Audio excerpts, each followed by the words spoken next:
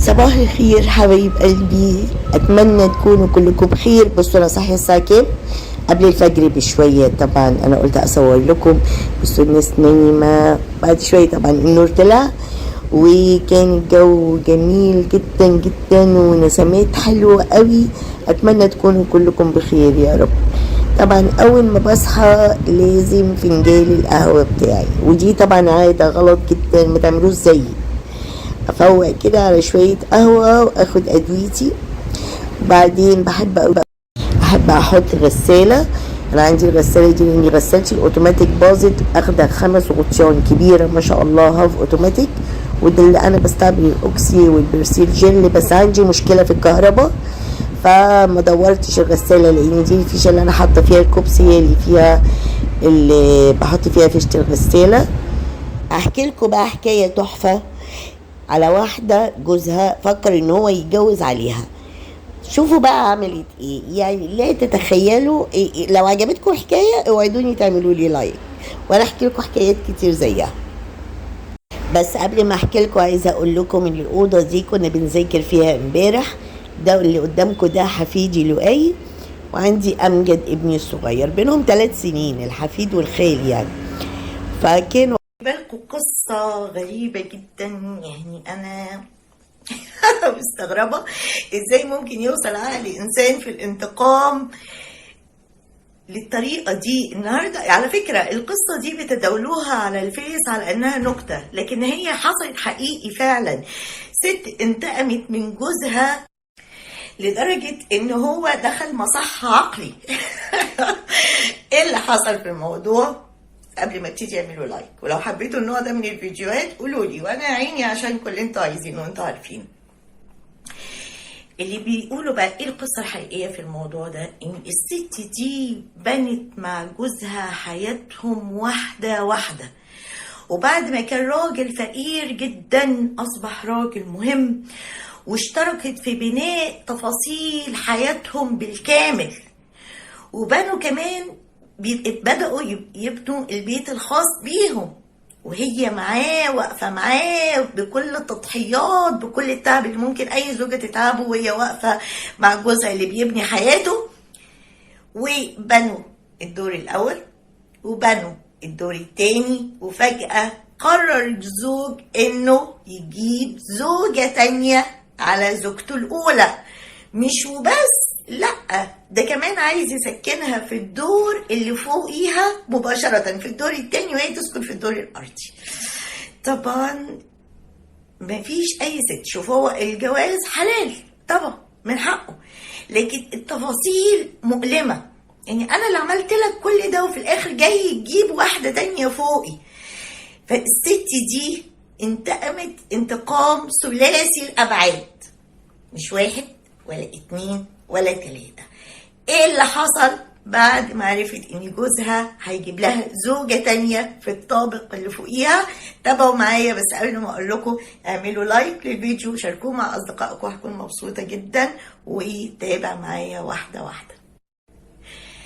في الاول طبعا هي ما قدرتش تكتم غيظها من جوزها من الفعل اللي هو عايز يعمله فيها، ما قدرتش تكتم ده لفترة طويلة، وفكرت كتير جدا ازاي تنتقم منه، مع انها هي تظاهرت ان هي موافقة، ماشي اتجوز، ايه ماشي، لكن فضلت وراه تقنعه ان هو من حقها انه يكتب لها الدور الارضي اللي هو عايز يسكنها فيه باسمها، لان هي وقفت معاه وعملت وشاركت معاه.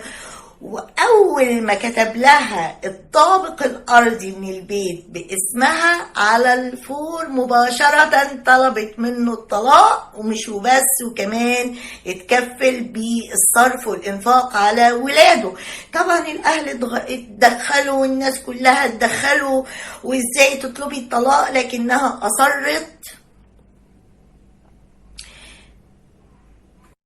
لكنها طبعا اصرت على الطلاق. اول ما وفت شهور العدة عملت حاجة محدش سبقها فيها ولا تخطر في بال حد، فضلت ورا والد ابو ضرتها لحد ما اقنعته ان هو يتجوزها. مش وبس، دي جابته كمان وسكنته في الدور الطابق الاول من البيت، مكان جوزها الاولاني، وفضلت تقهر وتغيظ في جوزها باللي هي بتقدمه من تصرفات لجوزها التاني، قهرت جوزها الاول لحد الراجل ده ما دخل مصحة الامراض العقلية وابتدت تعالج.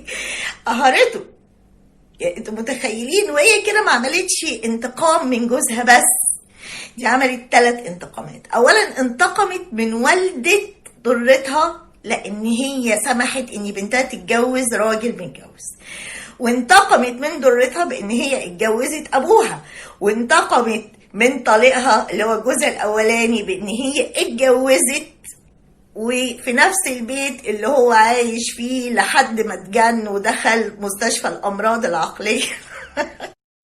يعني دي اخدت جوزها قالت لها انا بقيت مرات ابوكي بقى. فانتوا ايه رايكم؟ يعني الناس بتاخد حقها الصاصعين، دي اخدته 3 زي ما شرحت لكم. فانتوا ايه رايكم في رد فعلها وفي تصرفها وفي الدماغ الجامده دي؟ اتمنى لو عجبكم الفيديو تعملوا لايك، ودي قصه حقيقيه على فكره وحصلت في السعوديه، يعني مفيش داعي اقول تفاصيل اكتر من كده. اتمنى لو عجبكم الفيديو تعملوا لايك وتشاركوه مع اصدقائكم، وعايزه اسمع في تعليقاتكم ايه رايكم في رد فعلها وازاي انت. حكايه جامده صح؟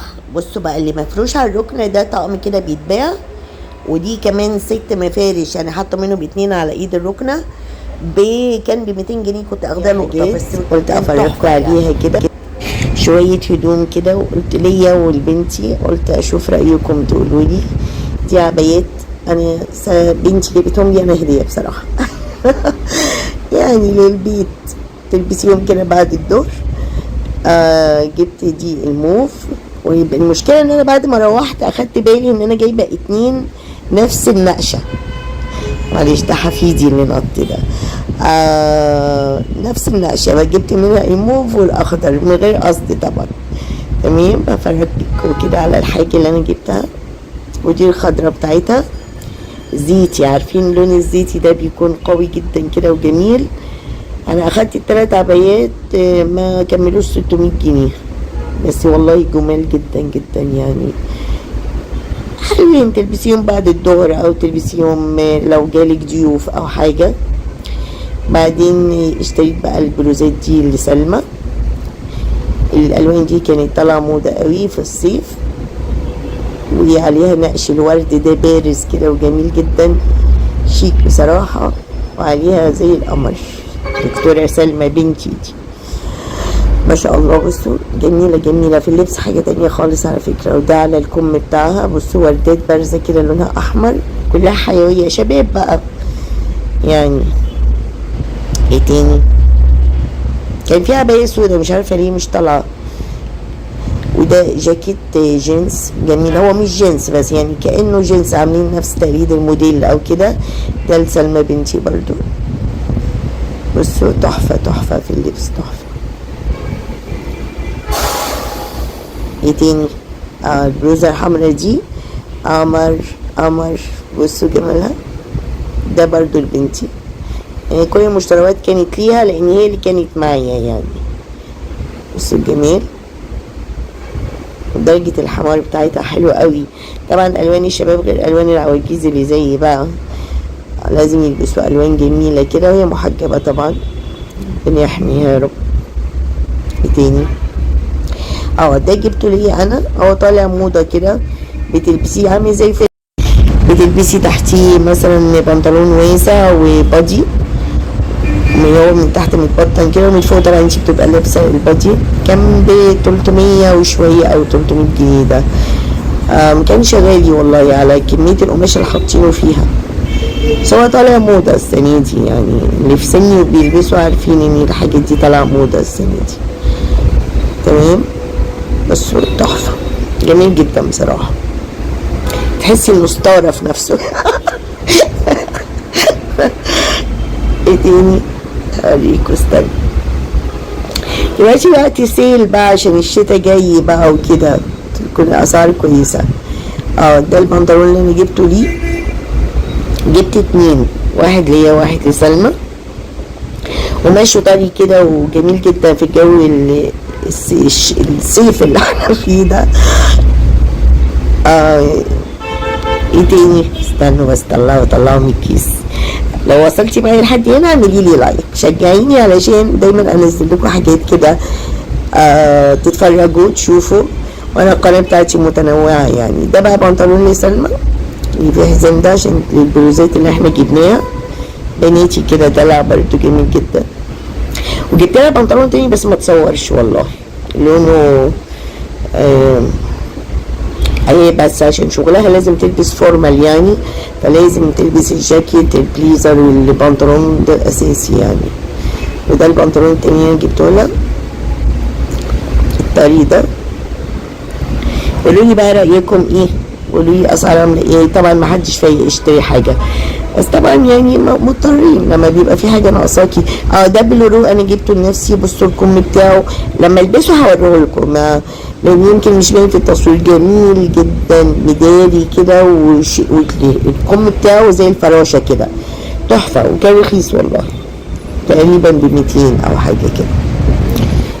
دي بقى جبنا تيشرتات، 3 تيشرتات ابيض وفوشيا واسود. الاسود ده ليا والفوشيا لسلمى.